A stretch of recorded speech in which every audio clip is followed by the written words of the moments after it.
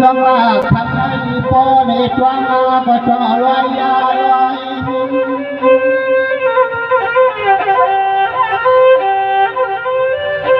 สังมังสักขณะปอในพี่น้องจำใจได้เพียวมาป่วยตัวงาก็จะลอยลอยเปลี่ยนตัวยาเปลี่ยนตัวกำลังใจข้ามีหมากผักเมียงปั่นพร้อมจักยามมาเดียว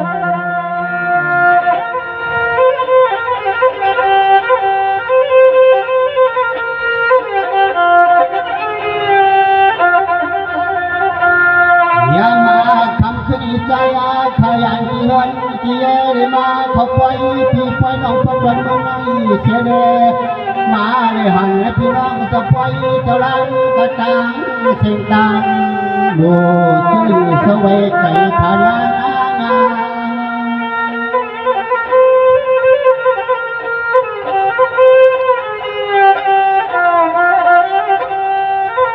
สังว่าคำนั้นอันเป็นพวกเขาจะลบผ้าเนี่ยคำอ่อนเนี่ยเสียงคือจะเป็นเจ้าเพชรพินเจ้าตาหน้าขามเงาจีจังไฟสะพานปลอปัตตาจนเมื่อไม่สิได้บอกพันใจขาโซสังเวยจังคำนำเจความชวางดินัดโจกาหนาลา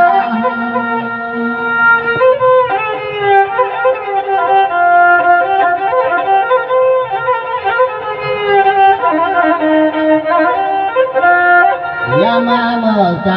ข้าวเข้ามาดิปยาดิลามาเดมาเรนีขอความอนุญาตจำบังหาตาจงมาที่จอมว่าจงยังนานาโนพอ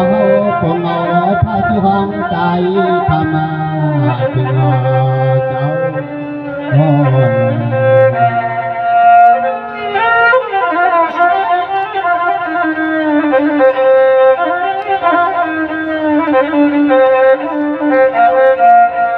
สังวารวงไม่นอกปวดเท้าสังเอาผ้าพวกไม่งมือปฏิมาชุมจับจิตจึงใจเขาจ้างว่านำขนมวันกันเฮ็ดราเปลี่ยนจ้างรวงเยาตุลีงามกำไม่ติดูเจตังว่าถึงหมอกวังกระตังเสียงตังโบจะอยู่ไกลห้องรอทำไม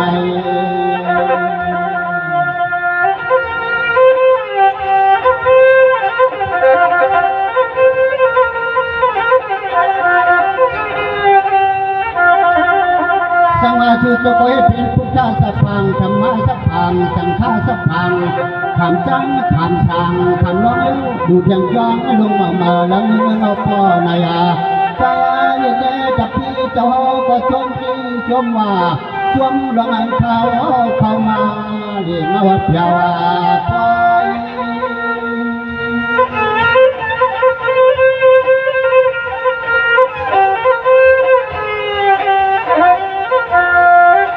ก็เพื่อเมื่อก่อนวันนี้ก็ทำเอาต้นหันแล้วเดียวเจ็บพวกลงงอ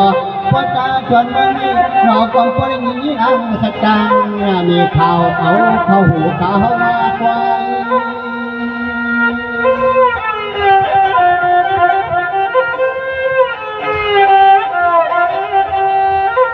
วายาเจ้าปังให้จงว่าจงมาเจติขาจงมาเจจงว่าจงวันอันถ้าใจท้ายเลยมาหัดมังความมาความเมื่อหันเพียงนั้นจีบไว้ปางความเมื่อหันเพียงนั้นจีบไว้ปางทั้ง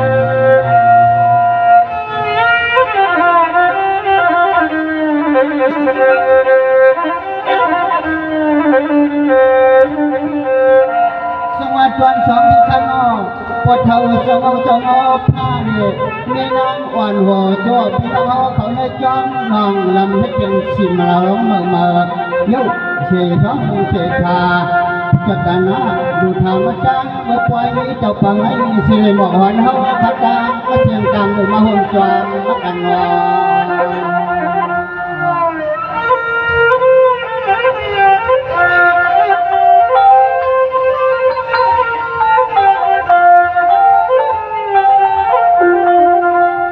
พิดกัดทางกวางเจ้าจมทิศมอผ้ามีเท่าขับอ่องเจ้าเป็นเท่ามีเคยเจ้าเป็นเท่าที่ได้หลวงจอมาตนา อันนี้จวนมาที่จวนว่าจวนเกที่ขาใจเขาก็พออันนี้ที่เดียที่เดียนี้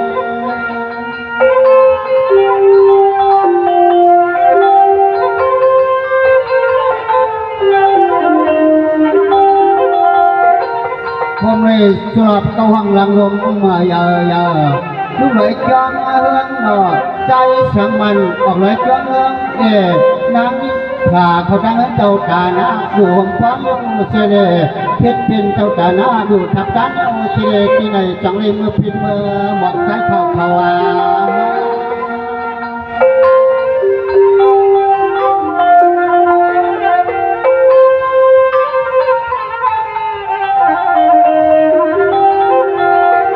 นในจะน่านำปัทายองน้ำพอกอาบน้ำทางไทยเมื่อเจ้าแต่หน้าลุกว่าใจสวยหมอกน้ำถึงตัวเจ้าเป็นเจ้าจิ้วน้องน้ำเจ้าเป็นเจ้าเพชรเป็นเจ้าแต่หน้าพามาเงาเทเพชรหน้าจังไฟจอหางดีคน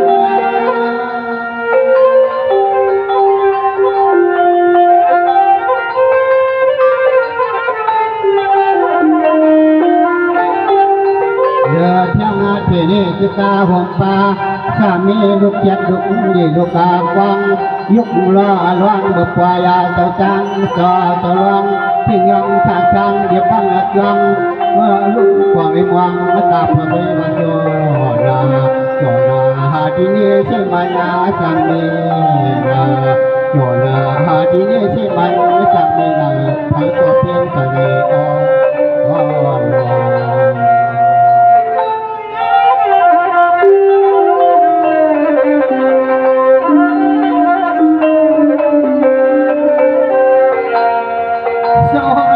พอเท่าสงบผ้าเมียธรรมะอ่อนมีสังเกตขออ่อนหัวจั่วพี่น้องจุ้มจ้องนองลำไอวันจ้างลำมันเพชรเป็นปางอาจารย์เคยปางอาจารย์คงไม่เจ้าจะนั่งก็นำคนยากระจางก็เสียงดังบัวพอก็มันจ้องห่วงคือกัน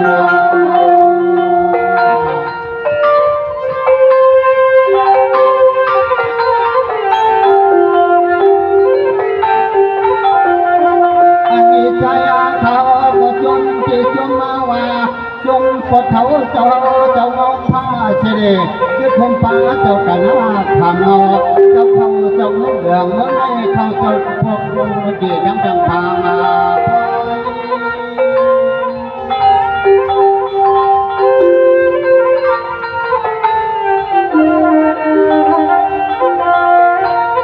ในเอาเขาก็เลยว่ามือกินวันโชมือวันฟังจังจังลูกยุงไว้นอเลยว่ากู้สู่กรรมปรามีใจข้าสวงสวยสิแลมาเลยชมมาพี่ชมน้องจังเสียงจังบุญมาหดเทวาไป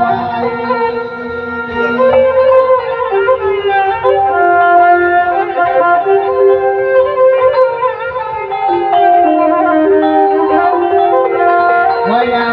เลือดเพียงสีนี้จุดตาหัวมาปา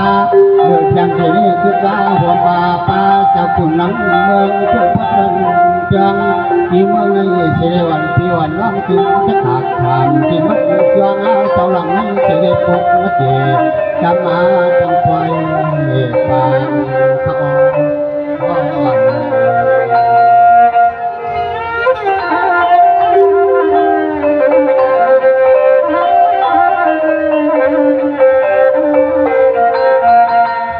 พระองค์เขาก็เป็นห่วงจ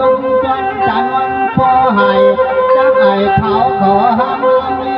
ก็เป็นหันน้ำยาที่พี่น้องต่างเสียงต่างโบก็อยู่ใกล้จังทับไว้ทุกนากันทั้งหมด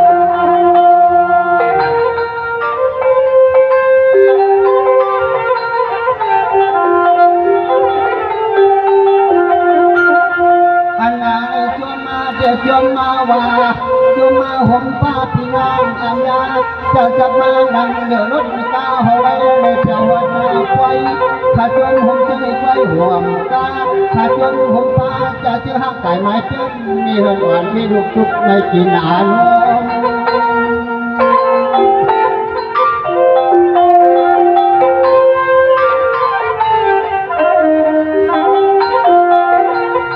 ว่าจุดจักว่าเป็นอยู่ดีกินมาในกระดิ่งช้างสาโนยอดระเจียกาลำตาก็จะกูรัง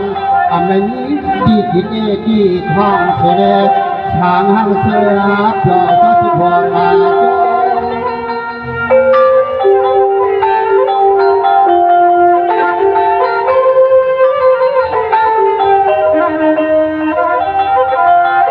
จยมาเจยมาว่าลงอาปาในน้องน้องใจปีไอปีนางในจานอาปาลงทุ่งปะดาจวนเมืองนี้มาบนมาว่าเปล่าเสียงเดียวเขาไป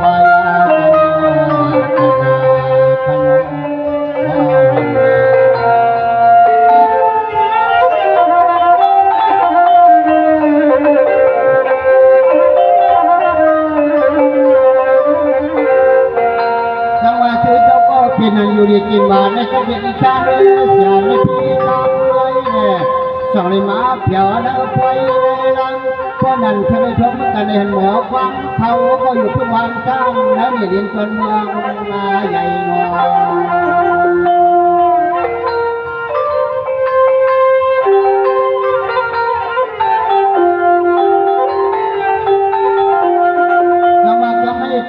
กันยากันได้ยินคนขับพ่อใน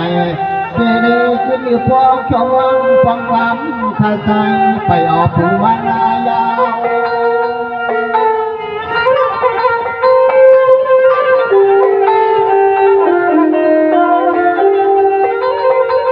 จังเจ๊ก็ฝันย้อนทำไมที่ไหนเสียทำไมเจ๊ไว้ฝันและพุ่งควันกันเจอกะหมดตะวันกำกูก็กูก่อนนั่นเองถึงหนึ่งขับนาเท้า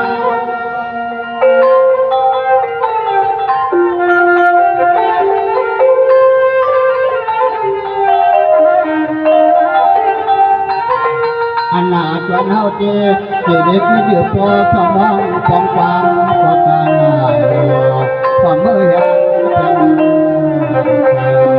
วามเมื่อยยังเป็นพี่น้อ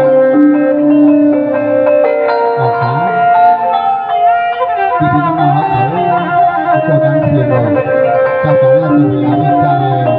ทำพาพี่น้องมาเปิดของผู้ดังเสียงให้อยู่ในกิจการเงินกับทุกคนดังสิ่งมั่งซึ่งทุกคนกันค่ะ